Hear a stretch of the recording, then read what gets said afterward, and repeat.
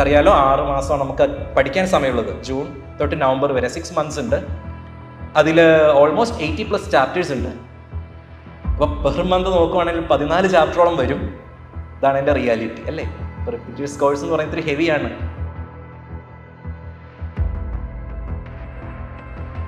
ഒന്നുകൂടെ ഓർമ്മിപ്പിക്കുകയാണ്, J അഡ്വാൻസ്ഡിലേക്കുള്ള preparation അത് മെയിലാണ് exam.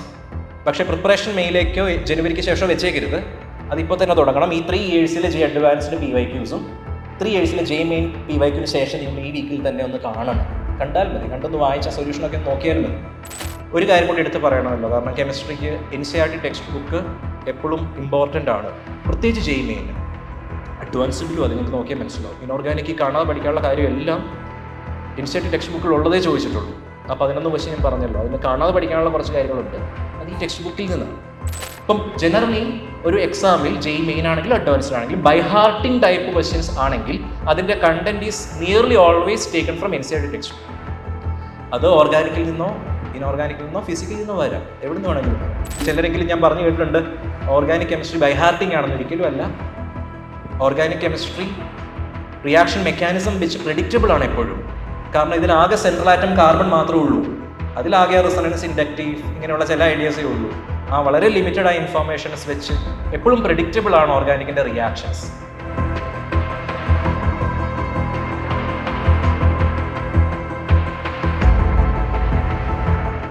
It is not applicable to all molecules എന്നുള്ളത് റിയലൈസ്ഡ് ആവണം.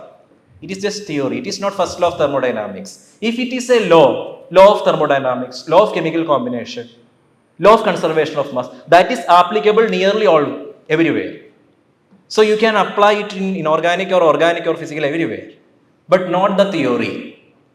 Kinetic molecular theory, it has some assumptions. Only under that assumptions that theory is valid. VSEPR theory, it is applicable only if central atom of the molecule is from p block, not d and f block. If it is d and f block, meaning coordination compounds, central case, VSEPR theory simply fails. There is no concept of lone pairs. There is no such repulsions. Completely different theory is there, which is CFT or VBT, which may explain some of them or many of them, but not all of them. We have limitations always. But there are theories which are not universally applicable. Only under given settings, given conditions, they are applicable. So, avada matram adu apply cheyan pratheka orkkuka. Advanced എക്സാമിലൊക്കെ ബോണ്ടിങ്ങുമായിട്ട് ബന്ധപ്പെട്ട് ചോദിക്കുമ്പോൾ അവരിങ്ങനെ mix ചെയ്ത് തരും കുറേ കാര്യങ്ങൾ. P block സെൻട്രലുള്ള BF4- BrF5 and അതിനിടയ്ക്ക് കാണും P4 അല്ലെങ്കിൽ മാംഗനീസ് F6 3- ഇങ്ങനെ മിക്സ് ചെയ്ത് തരും അവിടെ നിന്ന് വിടുന്നു. അപ്പം ചിലത് ചെയ്യാൻ നിങ്ങൾക്ക് MOT ആയിരിക്കണം വേണ്ടി വരിക, ചിലത് ചെയ്യാൻ നമുക്ക് VSEPR തിയറി ആയിരിക്കും വേണ്ടി വരിക. എന്നാൽ മറ്റു ചിലടത്ത് അത് അപ്ലൈ ചെയ്യാൻ പറ്റില്ല, അവിടെ CFT ആയിരിക്കും വേണ്ടി വരിക. അപ്പോൾ ഈ ഒരു ഡിസ്റ്റിങ്ഷൻ, എവിടെയാണ് തിയറി അപ്ലൈഡ് ആവുന്നത്? And law can be applied in everywhere. Theory ക്രിട്ടിക്കലാണ്, അത് നിങ്ങൾ ശ്രദ്ധിച്ചോ. അപ്പോൾ ആ രീതിയിൽ കറക്റ്റായിട്ട് കണ്ടന്റ് ഡെവലപ്ഡ് ആക്കുക. അതിനുശേഷം മാത്രം JEE exams main or advanced PYQസിലേക്ക് കടക്കുക. പക്ഷെ അതും ഈ ആഴ്ചയിൽ തന്നെ നടക്കേണ്ടതാണെന്നുള്ള കാര്യം നിങ്ങൾക്കറിയാലോ. 6 മാസമാണ് നമുക്ക് പഠിക്കാൻ സമയമുള്ളത്. ജൂൺ തൊട്ട് നവംബർ വരെ 6 months ഉണ്ട്. അതിൽ ഓൾമോസ്റ്റ് 80+ ചാപ്റ്റേഴ്സ് ഉണ്ട്. അപ്പോൾ പെർ മന്ത് നോക്കുവാണെങ്കിൽ 14 ചാപ്റ്ററോളം വരും. ഇതാണ് എൻ്റെ റിയാലിറ്റി അല്ലേ. ഇപ്പോൾ റിപ്പീറ്റേഴ്സ് കോഴ്സ് എന്ന് പറയുന്നത് ഇത്തിരി ഹെവിയാണ്. ഇപ്പോൾ 14 ചാപ്റ്റർ 3 സബ്ജക്റ്റും കൂടെ ചേർത്താണ് കേട്ടോ. ഒരു മാസം നമ്മൾ പഠിക്കേണ്ടതാണ് ഈ ലെവലിലേക്ക് അല്ലേ. അപ്പോൾ എല്ലാ ചാപ്റ്ററിനും ഒരേ ഇമ്പോർട്ടൻസും ആണ് പറഞ്ഞു വരുമ്പോൾ. അപ്പോൾ അങ്ങനെയുള്ളപ്പോൾ സൂക്ഷിച്ചത് കൈകാര്യം ചെയ്തോണം ഫ്രം ബിഗിനിങ് ഇറ്റ്സ്. ഇപ്പോൾ കെമിസ്ട്രിയുടെ പ്രത്യേകത പറഞ്ഞല്ലോ, എല്ലാ ചാപ്റ്ററും പഠിക്കണം, എല്ലാ ചാപ്റ്ററിൽ നിന്നും ക്വസ്റ്റ്യൻ ഉണ്ടാവും. അത് സിമ്പിൾ, കുറഞ്ഞ ടൈമിൽ അത് ചെയ്യാൻ പറ്റും. അറ്റ്ലീസ്റ്റ് 2/3 ഓഫ് ക്വസ്റ്റ്യൻസ് എന്നുള്ളതാണ് എൻ്റെ പ്രത്യേകത. അപ്പോൾ അത് ആ ഒരു രീതിയിൽ അത് കാണുക. സ്കോറിംഗ് ആണ്, സ്കോർ ബൂസ്റ്റിംഗ് ആണ് എന്നൊക്കെ നമുക്ക് പറയാം കേട്ടോ. Okay, but not always, caution ഉണ്ട്, ഞാൻ പറഞ്ഞിരുന്നല്ലോ. അപ്പോൾ ഇത്രയൊക്കെയാണ് അതിനെക്കുറിച്ച് ജനറലായിട്ട് നമുക്ക് പറയാനുള്ള കാര്യം. അപ്പോൾ ഒന്നുകൂടെ ഓർമ്മിപ്പിക്കുകയാണ്, ജെ അഡ്വാൻസ്ഡിലേക്കുള്ള പ്രിപ്പറേഷൻ അത് മെയിലാണ് എക്സാം. പക്ഷേ പ്രിപ്പറേഷൻ മെയിലേക്കോ ജനുവരിക്ക് ശേഷം വെച്ചേക്കരുത്, അതിപ്പോൾ തന്നെ തുടങ്ങണം. ഈ 3 yearsലെ ജെ അഡ്വാൻസ്ഡ് PYQസും 3 yearsലെ ജെ മെയിൻ PYQന് ശേഷം നിങ്ങൾ ഈ വീക്കിൽ തന്നെ ഒന്ന് കാണണം. കണ്ടാൽ മതി, കണ്ടൊന്ന് വായിച്ച സൊല്യൂഷനൊക്കെ നോക്കിയാൽ മതി എല്ലാവരും കേട്ടോ. സോൾവ് ചെയ്യാൻ പറ്റുന്നവരെ ചെയ്തോളുക. കെമിസ്ട്രിയുടെ കാര്യമാണ് ഞാൻ പറയുന്നത്. ഇവിടെ ആകുമ്പോൾ ഒത്തിരി നമുക്ക് കോൺസെപ്റ്റ് അങ്ങനെ ആ രീതിയിൽ മിക്സിങ് വരാത്ത ക്വസ്റ്റ്യൻസും ഉണ്ട്, അതുകൊണ്ട് ഞാൻ പറഞ്ഞത് കേട്ടോ. ഫിസിക്സ് പോലെ ഒത്തിരി എപ്പോഴും മിക്സ്ഡ് ആണ് അങ്ങനെയൊന്നുമല്ല. കുറേയൊക്കെ നമുക്ക് ഡുവബിൾ ആണ് ഇപ്പോഴും. സ്ട്രക്ചർ ഓഫ് ആറ്റം എന്നൊക്കെ മനസ്സിലാകുന്നുണ്ടല്ലോ. അപ്പോൾ ഇതിൻ്റെ ക്വസ്റ്റ്യൻ നിങ്ങൾ തീർച്ചയായിട്ടും കാണുക.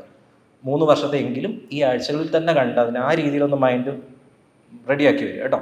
റൈറ്റ്. അപ്പോൾ ആ രീതിയിൽ ഇപ്പോൾ തന്നെ ജെയ് മെയിൻ ഇൻറ്റൻസീവായിട്ടും ജെയ് അഡ്വാൻസ് ചെറുതായിട്ടും ഒരു ഇനിഷ്യേഷൻ എങ്കിലും ചെയ്തിട്ടുണ്ടാവണം ഓരോ ചാപ്റ്ററിനും.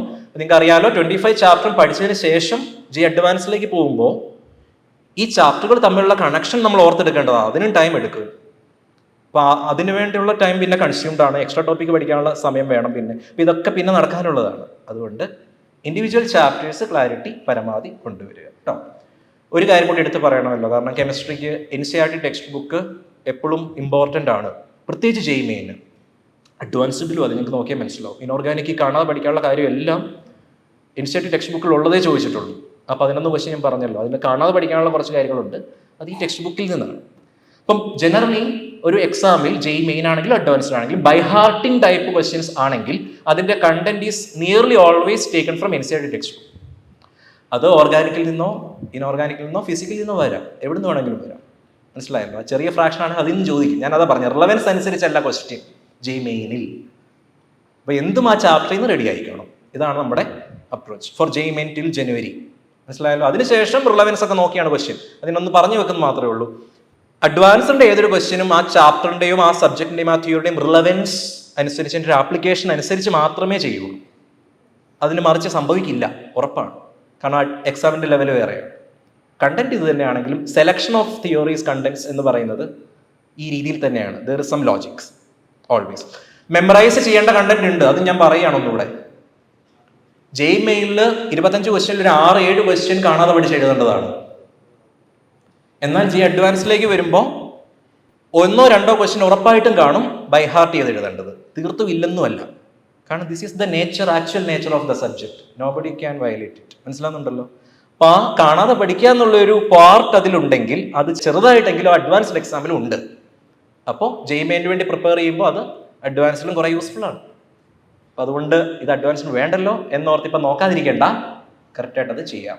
ഫിസിക്കൽ കെമിസ്ട്രി ഞാനൊരു ഇല്ലസ്ട്രേഷൻ കൂടെ പറയുകയാണ്. ഫിസിക്കൽ കെമിസ്ട്രിയിൽ ഇങ്ങനെ കാണാതെ പഠിക്കാനുള്ള കാര്യം എന്ന് പറയുന്നത് ഡേറ്റയാണ്, tables, bond length, bond enthalpies, ഇങ്ങനെയുള്ള ചില ഡേറ്റാസ് കൊടുത്തിട്ടുണ്ട്. തെർമോഡൈനാമിക്സിൽ നിന്ന് ബോണ്ട് എൻതാൽപ്പിയുടെ കുറച്ച് കമ്പാരിഷൻ കൊടുത്തിട്ടുണ്ട്. ഇപ്പോൾ ജെയ് മെയിനിൽ റാൻഡമായിട്ട് CH bond, OH bond, NH bond, compare their bond enthalpies മെയിനിൽ റാൻഡംലി ചോദിക്കാം. അപ്പോൾ ആ ഡേറ്റ അനലൈസ് ചെയ്തവർക്കാണ് അത് എഴുതാൻ എളുപ്പം എഴുതാൻ പറ്റുക, അല്ലേ? അതാണ് പ്രിപ്പറേഷൻ ലെവൽ നമ്മൾ ശ്രദ്ധിക്കേണ്ടി വരും. അപ്പോൾ ആ NCERT ആ ടേബിൾ നിങ്ങളത് അസസ് ചെയ്തിട്ടുണ്ടാവണം, അതൊന്ന് ഇവാലുവേറ്റ് ചെയ്തിട്ടുണ്ടാവണം.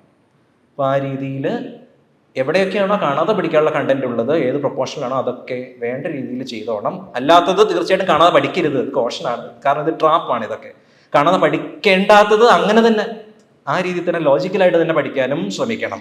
ഓർഗാനിക് കാണാതെ പഠിക്കാനുള്ള ചിലരെങ്കിലും ഞാൻ പറഞ്ഞു കേട്ടിട്ടുണ്ട് ഓർഗാനിക് കെമിസ്ട്രി ബൈഹാർട്ടിംഗ് ആണെന്ന്. ഒരിക്കലും അല്ല. ഓർഗാനിക് കെമിസ്ട്രി റിയാക്ഷൻ മെക്കാനിസം വെച്ച് പ്രെഡിക്റ്റബിൾ ആണ് എപ്പോഴും. കാരണം ഇതിലാകെ സെൻട്രൽ ആറ്റം കാർബൺ മാത്രമേ ഉള്ളൂ. അതിലാകെ റിസണൻസ്, ഇൻഡക്റ്റീവ്, ഇങ്ങനെയുള്ള ചില ഐഡിയാസേ ഉള്ളൂ. ആ വളരെ ലിമിറ്റഡ് ആയ ഇൻഫോർമേഷൻസ് വെച്ച് എപ്പോഴും പ്രെഡിക്റ്റബിൾ ആണ് ഓർഗാനിക്കിന്റെ റിയാക്ഷൻസ്. ബട്ട് അവിടെയും ചില റിയാക്ഷൻസ് ഉണ്ട്, especially the alkanes reactions. Alkane combustion, nobody knows what is A mechanism of combustion, but we know CO2 and H2 are the products. അത് കാണാൻ പഠിക്കുക.